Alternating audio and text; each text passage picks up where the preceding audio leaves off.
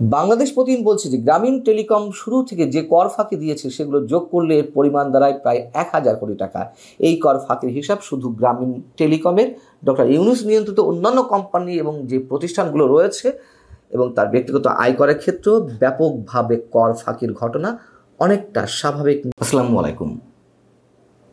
অধ্যাপক ডক্টর মোহাম্মদ ইউনূস অঢেল অর্থ বিদেশে পাচার করেছেন এবং হাজার হাজার কোটি টাকার কর ফাঁকি দিয়েছেন। যখন কিনা তিনি নিজেই সরকার প্রধান, তখন এই মুহূর্তে যে অস্থির সময় বিরাজ করছে এবং গণমাধ্যমও নানানভাবে রোশন আলো পড়ছে, তখন এই সংক্রান্ত এমন একটি ভয়ঙ্কর রিপোর্ট বাংলাদেশ প্রতিদিন কেন প্রকাশ করলো, কী উদ্দেশ্যে প্রকাশ করলো, তা নিয়ে নানান ধরনের প্রশ্ন উঠতেই পারে। আর বাংলাদেশ প্রতিদিনও যেই গ্রুপের, বসুন্ধরা গ্রুপের, তাদের সম্বন্ধেও তো আমরা কম বেশি জানি।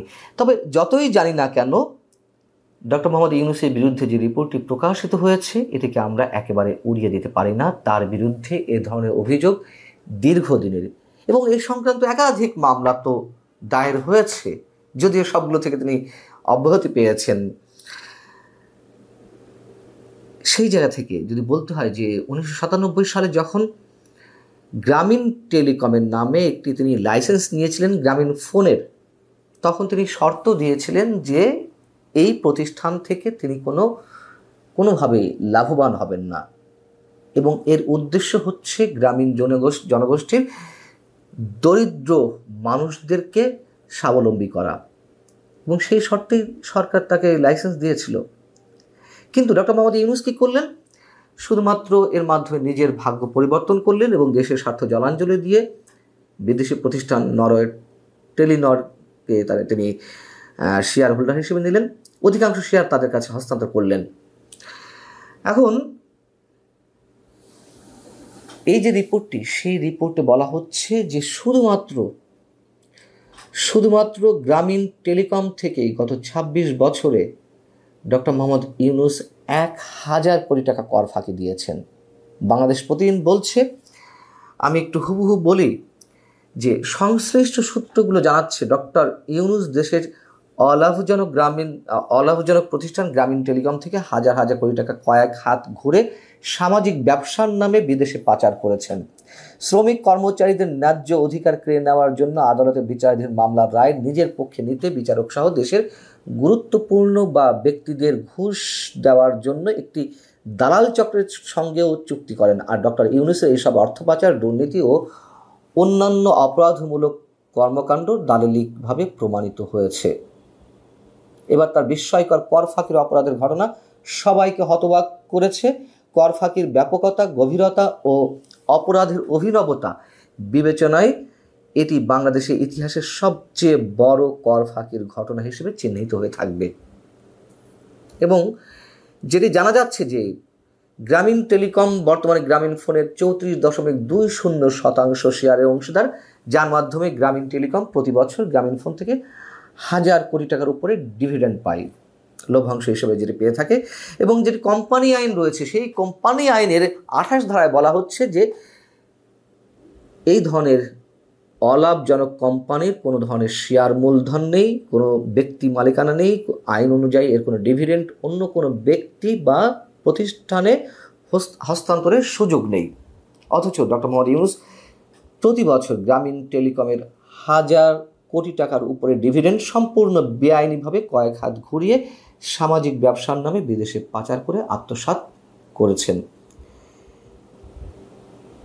কোম্পানি আইন 1994-এর ২৮ এবং 29 ধারার বিধান উল্লেখ করে এখানে বলা হচ্ছে যে এই দুটি বিধান লঙ্ঘন করে গ্রামীণ ফোন লিমিটেড থেকে গ্রামীণ কল্যাণ, যেটি আরও একটি প্রতিষ্ঠান গ্রামীণ ব্যাংকের, সেই গ্রামীণ কল্যাণকে তারা লভ্যাংশ আয়ের 42.6% বিতরণ করে আসছে, যদিও গ্রামীণ কল্যাণ গ্রামীণ ফোন লিমিটেডের শেয়ার হোল্ডার নয়।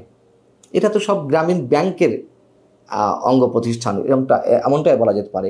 এবং আইন অনুযায়ী গ্রামীণ টেলিকমের সমগ্র লভ্যাংশ আয়কে এর আয় হিসেবে, মূল আয় হিসেবেই দেখাতে হবে, অন্য কারোর আয় হিসেবে দেখানোর কোনো সুযোগ নেই। সেই অনুযায়ী বাংলাদেশ প্রতিদিন বলছে যে সংশ্লিষ্ট আর্থিক বছরের জন্য প্রযোজ্য কর্পোরেট হারে কর দিতে হবে, কিন্তু তাদের নিরীক্ষিত হিসাব পর্যালোচনা করলে দেখা যায় তারা গ্রামীণ টেলিকম থেকে গ্রামীণ কল্যাণকে তাদের লভ্যাংশ আয়ের প্রায় অর্ধেক প্রদান করেছে শুধুমাত্র অগ্রিম আয়কর, অ্যাডভান্স ইনকাম ট্যাক্স AIT 10 থেকে 20% হারে, অথচ আইন অনুযায়ী তাদের জন্য প্রযোজ্য কর্পোরেট করের হার 35% থেকে 37.5%।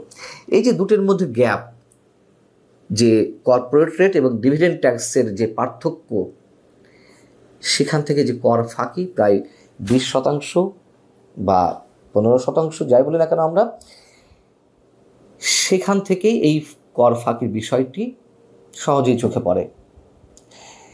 বাংলাদেশ প্রতিদিন বলছে যে গ্রামীণ টেলিকম শুরু থেকে যে কর ফাঁকি দিয়েছে সেগুলো যোগ করলে এর পরিমাণ দাঁড়ায় প্রায় 1000 কোটি টাকা।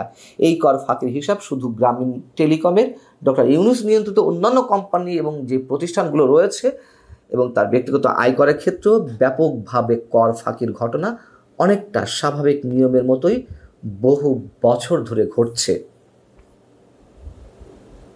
এখানে আরও বলা হচ্ছে যে ডক্টর ইউনূস নিয়ন্ত্রিত অন্যান্য প্রতিষ্ঠানগুলোর কর ফাঁকির ঘটনাগুলো হিসাব করলে এর পরিমাণ দাঁড়াবে বিশাল অঙ্কের।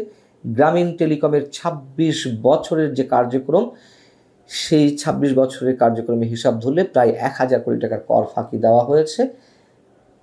আরও নানান ধরনের হিসাবের মধ্যে রয়েছে এবং এখানে বলা হচ্ছে যে এটি লক্ষণীয়, ডক্টর ইউনূস তার কর ফাঁকির বিষয়গুলো ধামাচাপা দিতে দেশের আদালতে বেশ কিছু মামলা ও রিট পিটিশন দায়ের করে রেখেছেন। এসব মামলা ও রিটের উদ্দেশ্য হচ্ছে কর ফাঁকি সংক্রান্ত বিষয়ে ডক্টর ইউনূস সুবিধা পাওয়া। এ কথা তো সত্য যে এর আগে আমি নিজেই মন্তব্য করেছি যে পৃথিবীর আর কোনো রাষ্ট্রপ্রধান বা সরকার প্রধানকে পাওয়া যাবে না ডক্টর ইউনূসের মতন, যিনি ক্ষমতায় এসে 10 মাসে যে পরিমাণ ব্যক্তিগত স্বার্থ সিদ্ধি করেছেন একেবারে নজিরবিহীন। এরকম হিসাব আমরা আগেও দিয়েছি, শুধু একটু মনে করিয়ে দিই, গ্রামীণ ফোনের ক্ষেত্রেই কিংবা গ্রামীণ ব্যাংক বা গ্রামীণ টেলিকমের ক্ষেত্রেই, যেমন গ্রামীণ কল্যাণের কাছে জাতীয় রাজস্ব বোর্ড NBR এর 666 কোটি টাকা পাওনা ছিল। সেটি যে হাইকোর্টে মামলা চলছিল ডক্টর মোহাম্মদ ইউনূস সরকার প্রধান হওয়ার পরে, আদালতে সব প্রণোদিত হয়ে মামলা প্রত্যাহার করে নিয়েছে। আবার যেমন ধরুন গ্রামীণ ব্যাংকের সরকারের যে মালিকানা ছিল, যেই পার্সেন্টেজ ছিল, সেটি কমিয়ে 10% নামিয়ে আনা হয়েছে, আগে ছিল 25%। আর গ্রামীণ ব্যাংকে আগামী 5 বছর কোনো ট্যাক্স দিতে হবে না, কর দিতে হবে না, কর অব্যাহতির সুবিধা নিয়েছে আগামী 2029 সাল পর্যন্ত। এই যে আমরা এটাকে কিভাবে মন্তব্য করব, কোনো ধরনের বাধা ছাড়া, কোনো ধরনের সমালোচনা তোয়াক্কা না করে বা লাজ লজ্জা তোয়াক্কা না করে এই যে একের পর এক সুবিধা নিচ্ছেন, সেক্ষেত্রে বাংলাদেশ প্রতিদিনের এই রিপোর্টটি, যেটি প্রথমে বলছিলাম, আমরা একেবারে উড়িয়ে দিতে পারি না। এবং এখন এসে কেন এই রিপোর্টটি করা হলো, যখন বাংলাদেশের গণমাধ্যম আগেকার মতোই রয়েছে, নিয়ন্ত্রিত অবস্থায় রয়েছে, যতই সরকার বলুক না কেন যে মানে দেশের সর্বসেরা সময় এখন গণমাধ্যমগুলো উপভোগ করছে, এগুলো একেবারে বাজে কথা। যারা বলেন যে আমরা কথা বলছি, আমরা আগেও কথা বলেছি বিধায় আমাদেরকে পে করতে হয়েছে অনেক ধরনের অনেক কিছু, এখনও আমাদেরকে পে করতে হচ্ছে। তবে যারা কথা বলেন তারা ঠিকই সবসময় বলে যান।